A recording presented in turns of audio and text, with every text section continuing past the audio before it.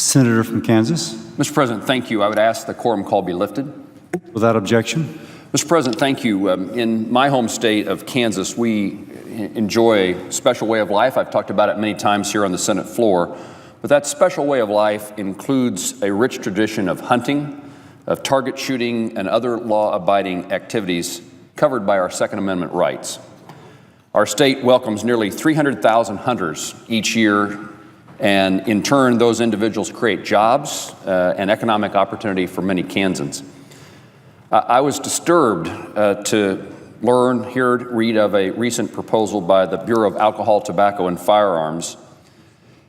On Friday, February the 13th, the ATF proposed, without any instructions from Congress, on its own volition, a framework to determine whether M855 ammunition, ammo that's popular for hunting and target shooting, is primarily intended to be used for sporting, or if it is more likely to be used in handguns by criminals.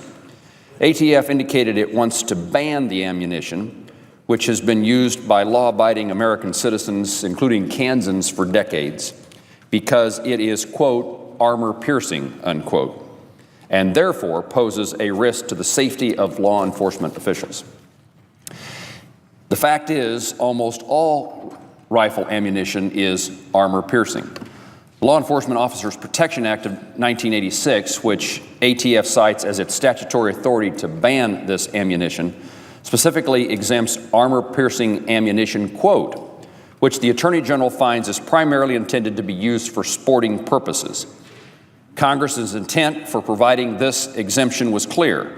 Law-abiding citizens should not be deprived of their rights to use ammo for legitimate purposes such as target shooting, hunting, and shooting competitions.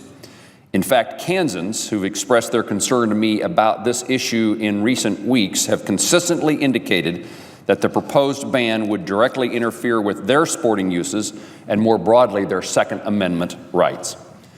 Troubling about the ATF proposal was how it intended to judge, quote, likely use of this ammunition. ATF planned to judge that M855 ammunition is more likely to be used in a handgun for criminal purposes rather than for sporting purposes, simply based upon the bullet's weight and type of firearm in which it would be loaded, could be loaded. What was missing was any interest by the ATF in law-abiding ammunition consumers across the country.